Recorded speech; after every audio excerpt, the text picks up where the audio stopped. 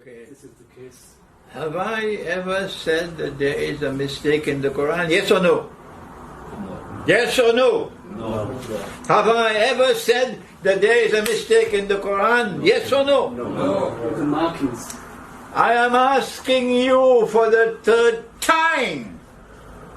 Have I ever said that there is a mistake in the Quran? Yes or no? No. Have I? No. No. I'm asking you. You're the one asking the question. You said there should be a zabar whether... You refuse to answer me. You're refusing to answer me. I don't know what to do. I have never said that there's a mistake in the Quran. If you believe I have done that, then give me the proof. I'm waiting. Give me the proof that I have ever said that there's a mistake in the Quran. You see, my language is going to be harsh now. A fool will rush in where even an angel fears to tread. A fool will rush in. The pesh and the zabar and the zair are called tashkil. Right? Zabar and zair and pesh. Answer me, when Allah sent down the Quran with Jibreel alayhi salam, did He send it down with tashkil? No! No! When the scribes recorded Nabi Muhammad alayhi salatu wasalam is dictated, when they recorded, did they write the Quran with tashkil? No. The answer, of course, is no. They're becoming embarrassed now. They're becoming embarrassed now.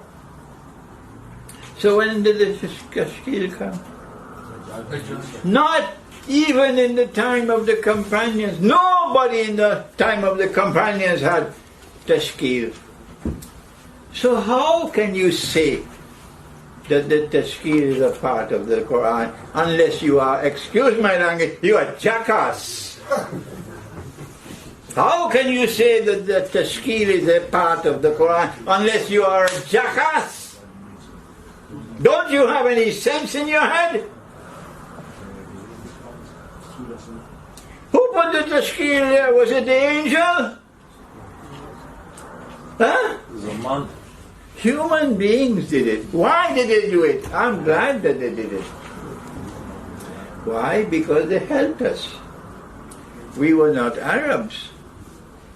And we needed help to recite the Quran.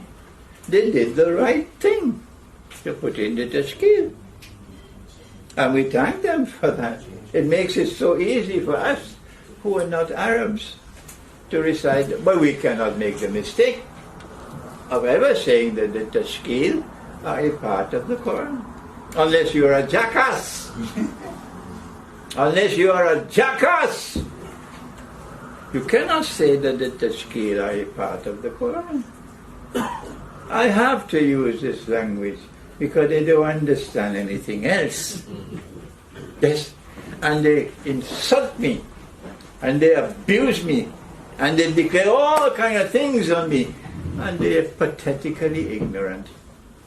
I can't say to Allah, punish them. I can't do that. I can't say, may Allah send them in Jahannam. I wouldn't do that. I said, may Allah forgive them, because they don't know what they're doing. Okay? I'm not saying like this to hurt you. Not at all. I'm talking to those critics who will not listen to me. Okay? The tashkil was put in by human beings. Right. If the tashkil was put in by human beings, is it protected by Allah? No, it's not protected by Allah. So if the tashkil are put in by human beings, is it possible that a human being can make a mistake? Yes. And is it possible that shaitan can also put his couture in between? Good. So now, here is this verse of Surah Al-Zukhruf. And remember that an ayah muhkama is plain and clear, it does not require interpretation. You cannot say, when Allah says this, this is what He means.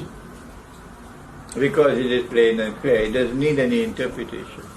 And an ayah muhkama is ummul kitab, it's the heart of the Quran. An ayah mutashabiha is one where you have to interpret. And only Allah can confirm an interpretation to be correct. So this does not have the same status as an ayah muhkama. Every single copy of the Quran that is written in the world today, I don't know if there are any exceptions, every single Quran copy says today, وَإِنَّهُ لَعِلْمٌ لِلسَّاعَةِ, that surely He, Jesus, Nabi Isa alayhi salam, He is the knowledge of the hour. Is this an incorrect translation? Anybody? Am I making any mistake? Anybody? وَإِنَّهُ لَعِلْمٌ لِلسَّاعَةِ, and surely, definitely, no doubt about it, He is the knowledge of the hour. Every single copy of the written Quran today is saying this. Good. It doesn't make sense to me. How can He be the knowledge of the hour? The knowledge of the hour is with Him. If He is the knowledge of the hour is with Him. When Allah says several times in the Quran, the knowledge of the hour is only with Allah. Have you lost the capacity to think? To recognize the glaring contradiction? But there is no contradiction in the Quran. No? So what do? They say that there are two ways to recite this verse. That you are right to say, وَإِنَّهُ لَعَلَمٌ لِلسَّاعَةِ. Why do they do it? Because there is evidence, thank Allah for it, that the companion of the Prophet, Abdullah ibn Abbas radiallahu ta'ala, he recited the Quran this way, وَإِنَّهُ لَعَلَمٌ لِلسَّاعَةِ, that He, Jesus, Nabi Isa, He is the sign of the last hour. This makes perfect sense. Is that his coming? Yes, his return, yes. This makes perfect sense. This is the pivotally important verse of the Quran, which is muhkama, establishing the return of Nabi Isa alayhi salam. All the rest of the evidence in the Quran is all mutashabiha. This is muhkama. وَإِنَّهُ لَعَلَمٌ لِلسَّاعَةِ, that He is most certainly the sign, meaning the sign of all signs of the last hour, meaning His return. Good? So how do they get out of it?